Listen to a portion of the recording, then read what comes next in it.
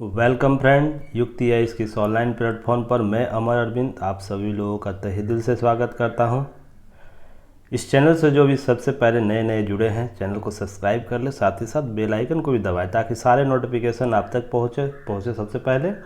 और जो हमारे पुराने मित्र हैं, पुराने स्टूडेंट हैं, चैनल को शेयर भी करें ताकि और भी लोग हमसे जुड़ सकें। जो टॉप 10 करंट अफेयर्स का जो सीरीज चल रहा है उसका सेट नंबर 14 है। इसमें आज चर्चा होगी अंतर्राष्ट्रीय मुद्दा और राष्ट्रीय महत्व की योजनाएं, पहल एवं अभियान से संबंधित।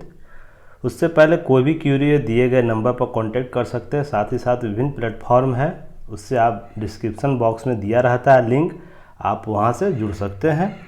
और युक्ति किसी भी प्लेटफॉर्म पर जाके युक्ति टाइप कीजिएगा, आपको वहाँ पर हमें पाइएगा।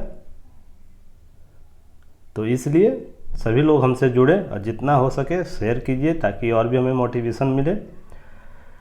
टेस्ट सीरीज़ के संदर्भ में जो चल रहा है, टेलीग्राम के आप लोगों को बताया भी था मैंने। टेलीग्राम का जो टेस्ट सीरीज है उससे संबंधित क्वेश्चन जो होते हैं उस पर विस्तृत सीरीज एक लेकर मैं जल्द से आ रहा हूँ आप लोगों के सामने। तो नए प्रयास किए जा रहे हैं जिसमें आपको करंट और जो सब्जेक्ट टॉपिक होते हैं उसको अधिक से अधिक कवर कराया जा सके और आपको अधिक से अधिक अभ्यास कराया जा सके एग्ज़ाम को लेकर। तो आप लोग निश्चित होकर हमसे जुड़े रहिए, आप लोगों को निश्चित ही फ़ायदा होगा। चलिए आगे बढ़ते हैं। आज क्या है टॉपिक? आज अंतर्राष्ट्रीय मुद्दा और राष्ट्रीय महत्व की योजनाएं, पहल और अभियान से संबंधित है। तो पहला प्रश्न क्या है देखते हैं। बाइलिंगुअल होता है, अभी तक सभी लोगों को पता चल गया होगा जो भी लोग हमसे जुड़े हुए हैं। यह बाइलिंगुअल फॉर्मेट में आता है और साथ ही आंसर फॉर्मेट भी बाइलिंगुअल है। तो जो दोनों वर्जन के जो लोग हैं, इंग्लिश और हिंदी मीडियम के, वो हमसे लाभ ले सकते हैं। तो चलिए पहला क्वेश्चन देखते हैं। संयुक्त राष्ट्र सुरक्षा परिषद 2022-23 की अवधि के लिए निम्न में से किस देश को अस्थायी सदस्य नहीं चुना गया है? तो इसमें अस्थायी सदस्य के रूप में किनका चयन नहीं किया गया है? Which of the flowing country has not been elected to non permanent member of the United Nation Security Council for the period 2022 and 23 के लिए? तो इसमें क्या ऑप्शन दिया है, ऑप्शन देख लेते हैं। अल्बानिया पहला ऑप्शन है, option B Morocco, option C Brazil, option D Ghana, option E उपयुक्त में से कोई नहीं, एक से अधिक। तो इसका सही उत्तर क्या होगा? सेम जो ऑप्शन होते हैं इधर होते हैं। तो आप लोग इंग्लिश लैंग्वेज वाले जो हैं थोड़ा सा कोऑपरेट कीजिए, देख लीजिएगा। चलिए सही इसका उत्तर होगा, मोरक्को को शामिल नहीं किया गया है। तो एक्सप्लेनेशन भी देख लेते हैं, क्या एक्सप्लेनेशन के तौर पर है। एक्सप्लेनेशन जो दिया रहता है आपको बेस्ट एक्सप्लेनेशन के तौर पर उपलब्ध कराया जाता है, जिससे परीक्षा उपयोगी हो उतना ही दिया जाता है। तो चलिए इसके अतिरिक्त ज़्यादा पढ़ने की आवश्यकता भी नहीं रहती है, अब बार बार एक ही चीज़ रिपीट होता है हर जगह। तो एक्सप्लेनेशन सुरक्षा परिषद के संयुक्त राष्ट्र सुरक्षा परिषद ने 22 और 23 के जो वर्ष अवधि के लिए अल्बानिया, ब्राज़ील, गैबोन, घाना और संयुक्त अरब अमीरात को अस्थायी सदस्य के रूप में चुना है। तो आप लोग कमेंट बॉक्स में बताइए सुरक्षा परिषद जो होता है उसमें कितने मेंबर होते हैं टोटल, अस्थायी और अस्थायी। तो निर्विरोध चुने गए सभी जो देश के जो 1 जनवरी 2022 से अपना जो भी देश चुने गए 1 जनवरी 2022 से अपना कार्यकाल प्रारंभ करेंगे। तो एमसीक्यू के तौर पर ये भी शामिल किया जा सकता है आप लोगों को, कब से ये कार्यकाल शुरू करेंगे।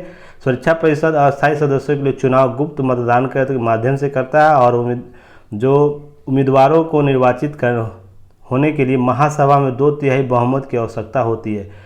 तो किस सभा द्वारा चयन होता है ये भी आपको प्रश्न यहाँ से पूछा जा सकता है, या कितना बहुमत चाहिए ये भी प्रश्न आपसे पूछा जा सकता है। नेक्स्ट है भारत, आयरलैंड, मैक्सिको और नॉर्वे को 1 जनवरी 2021 से संयुक्त राष्ट्र परिषद में अस्थायी सदस्य के रूप में कार्यकाल शुरू किया था। तो इससे लास्ट जो चयन हुआ था तो आपको कौन कौन से देश थे आपको यहाँ एमसीक्यू के तौर पर शामिल किया जा सकता है। तो आप लोग इसे भी ध्यान रखिएगा।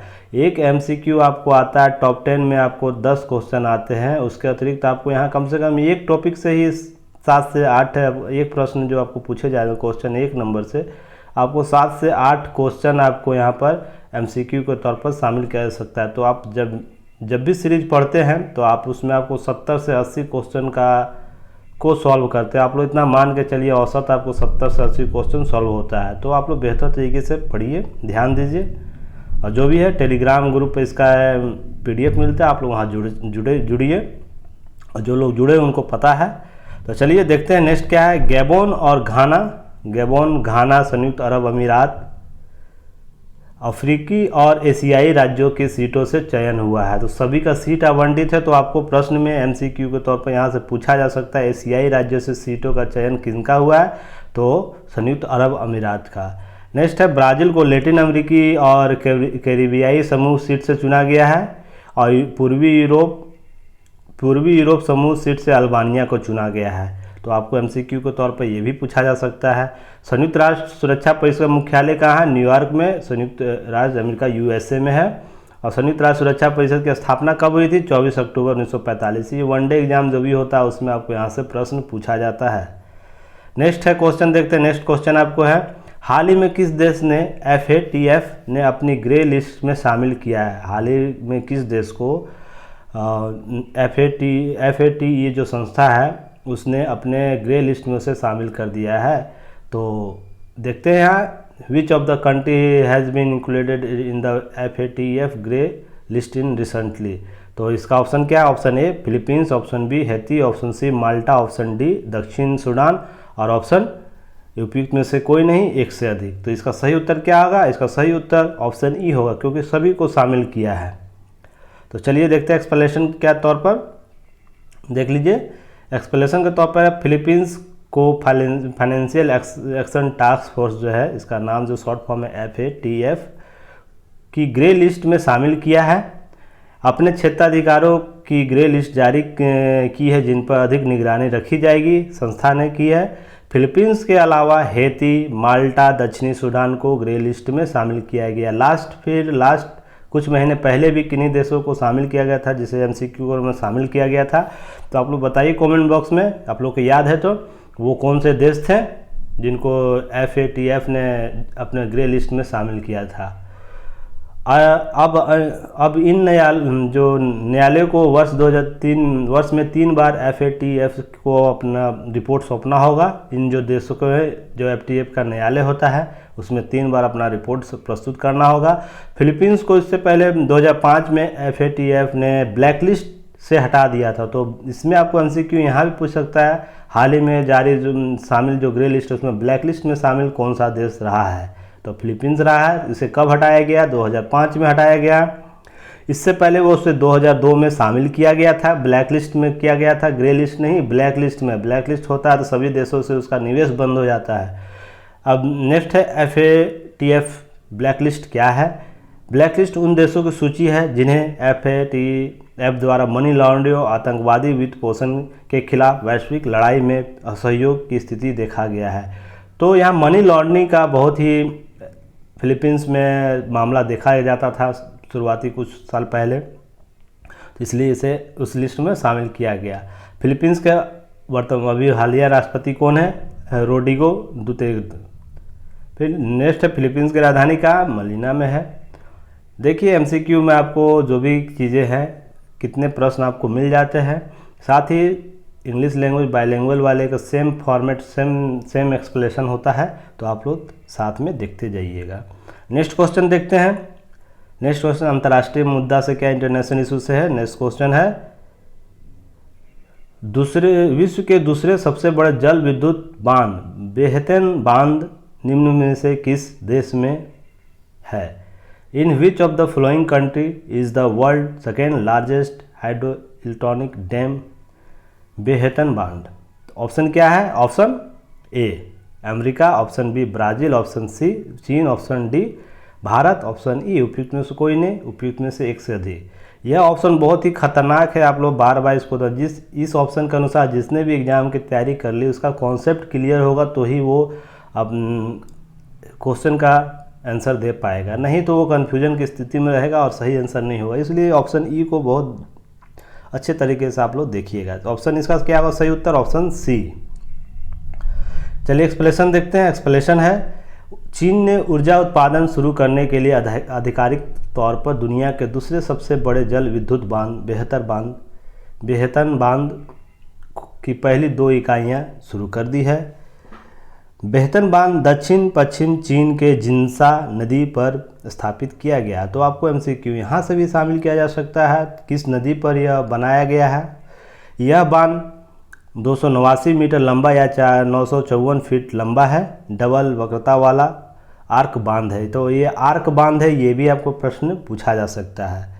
यह आर्क, इसका बांध के विभिन्न रूप होते हैं, आप लोग देख लीजिएगा एक बार। चीन की यांगसी नदी पर स्थित थ्री गॉर्जेस डैम दुनिया का सबसे बड़ा हाइड्रो पावर डैम है। इसने वर्ष 2003 में इसका परिचालन शुरू किया था। तो विश्व का सबसे बड़ा बांध कौन सा है, आपको ये भी पूछ सकता है। चीन में है या कहाँ है, या यांगसी नदी पर है।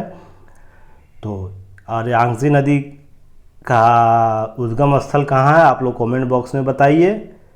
और इसकी एशिया में, विश्व में क्या स्थिति है, कितनी लंबी नदी है, कौन से रंग में, आप लोग कमेंट बॉक्स में बताइए। चलिए नेक्स्ट देखते हैं। चौथा नंबर क्वेश्चन है, अंतर्राष्ट्रीय मुद्दा से है ये।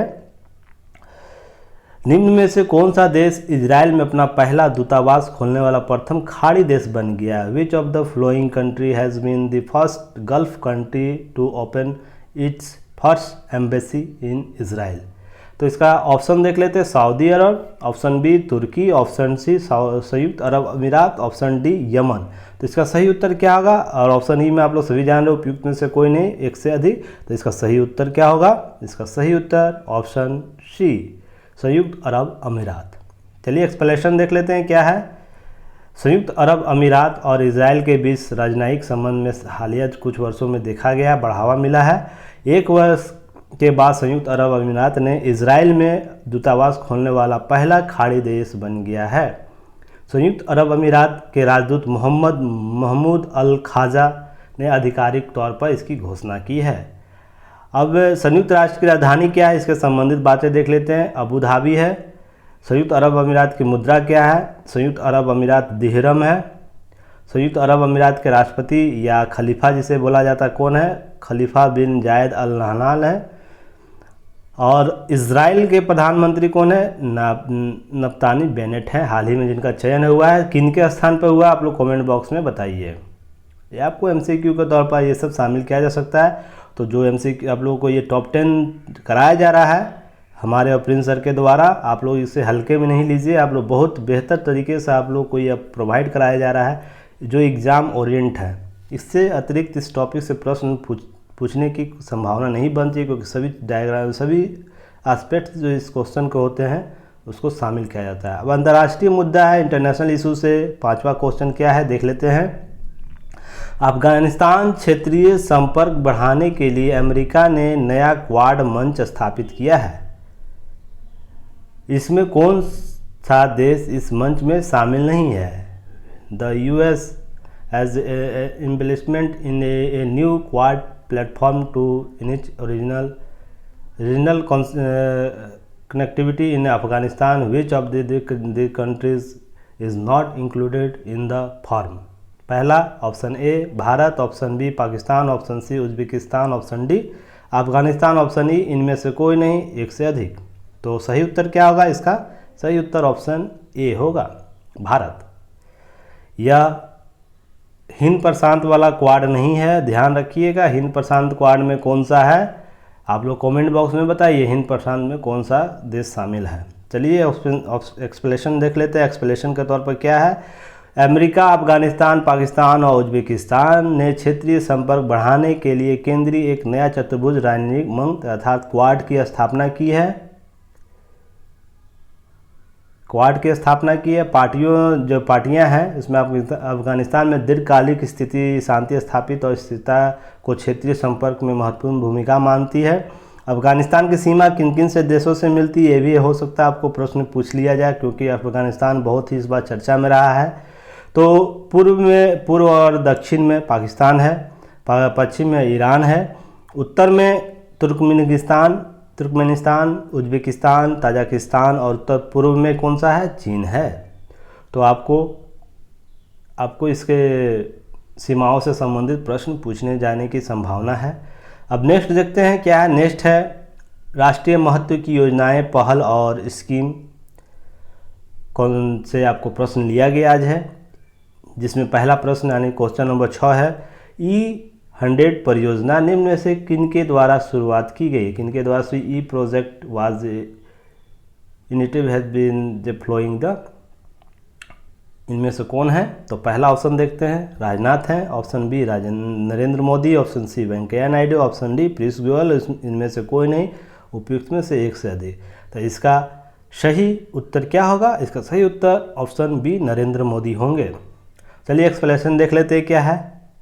एक्सप्लेनेशन के तौर पर देख लीजिए, प्रधानमंत्री नरेंद्र मोदी ने पुणे में विश्व पर्यावरण दिवस अर्थात 5 जून के अवसर पर E100 पायलट प्रोजेक्ट लॉन्च किया है। ये क्या है? यह महत्वाकांक्षी परियोजना भारत में इथेनॉल के उत्पादन का वितरण के लिए एक नेटवर्क स्थापित करने के उद्देश्य से शुरू किया गया है। प्रधानमंत्री ने report of the expert committee of road map for ethanol building in India 2020-25 को भी लॉन्च किया है 2020-25 का।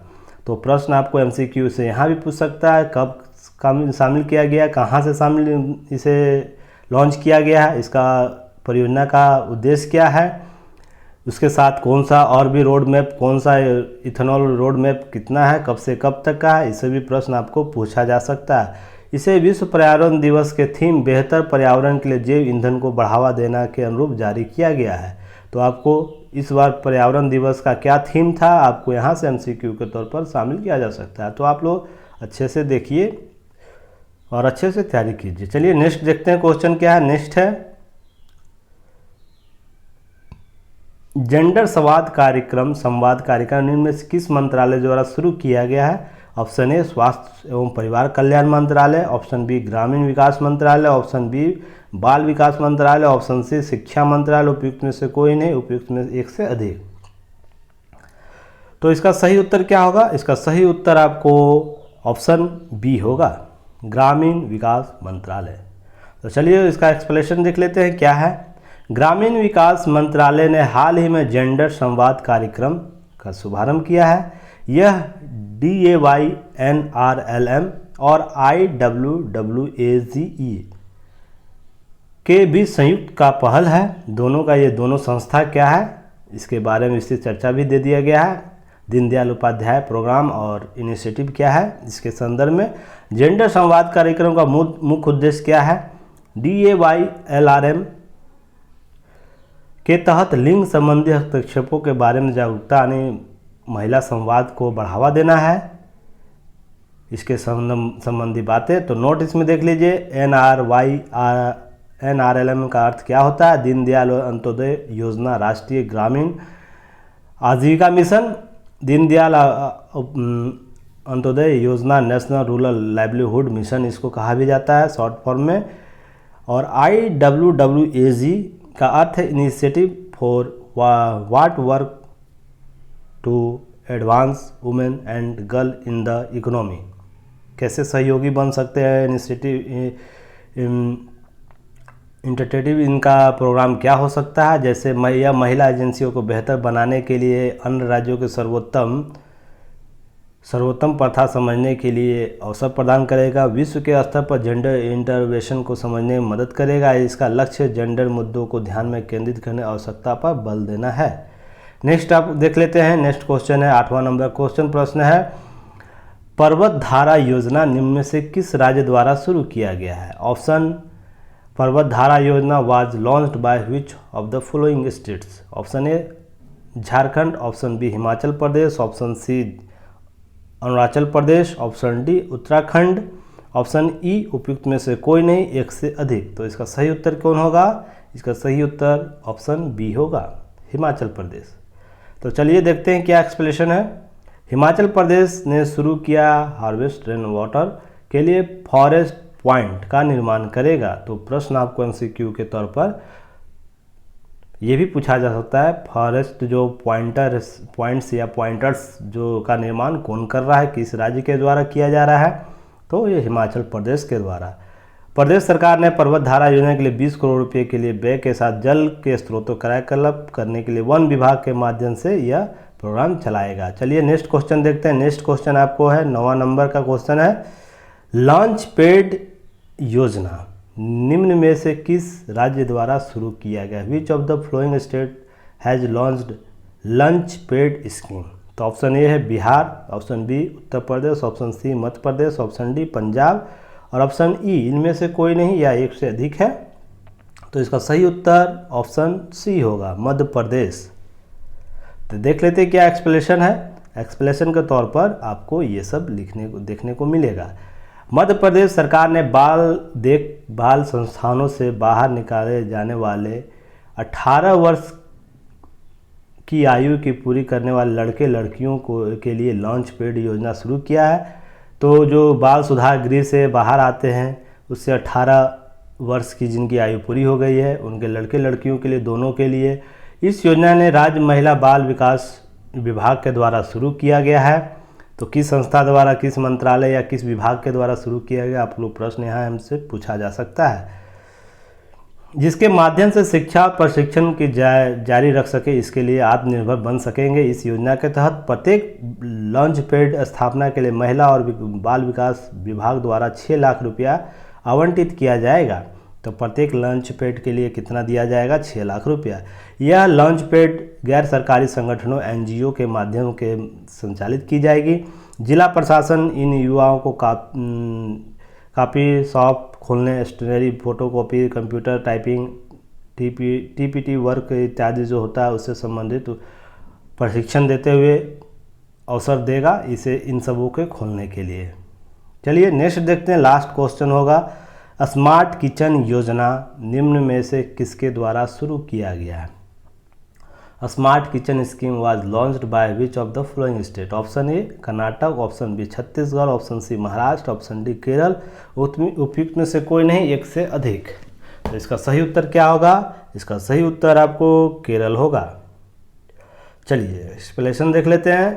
केरल के मुख्यमंत्री पिनाराई विजयन ने किचन योजना की शुरुआत की है। इसका उद्देश्य महिलाओं को घरेलू श्रम जो होता है में काम के बोझ को जो वर्णन उसको कम करना था। सॉरी यहाँ पर कुछ एरर हो गया है। घरेलू जो महिलाएं उनको जो अधिक मेहनत करना पड़ता है उसको श्रम को कम करने के लिए इस योजना को स्मार्ट किचन योजना को लाया गया है। स्मार्ट किचन योजना 10 जुलाई 2021 से शुरू हो गया है, यानी कर दिया गया है। अब योजना के तहत राज्य के महिलाओं को रसोई घर के नवीनीकरण के लिए ऋण दिया जाएगा। किस्त योजनाओं के तहत कम ब्याज दर पर यह ऋण उपलब्ध कराया जाएगा। सेम एक्सप्लेनेशन आपको इंग्लिश फॉर्मेट में मिलेगा। आप देख सकते हैं प्रश्न का स्तर कैसा है, आपको कैसे एक्सप्लेनेशन मिलते हैं। तो जो भी आप देख रहे हैं पीडीएफ के फॉर्म में आपको ये सब टेलीग्राम पर आपको मिल जाएगा। युक्ति आईएएस या ऑल एग्ज़ाम कम्पिटिटिव एग्ज़ाम को टाइप कीजिएगा, quiz for all exam type कीजिएगा। युक्ति के नाम से आपको वहाँ पर हम लोग मिलेंगे। आप लोग वहाँ पर पीडीएफ इसका प्राप्त कर सकते हैं। चलिए नेक्स्ट जो भी सेट आएगा तब तक के लिए मैं अमर अरविंद आपसे विदा लेता हूँ। चलिए तब तक के लिए धन्यवाद। जय हिंद।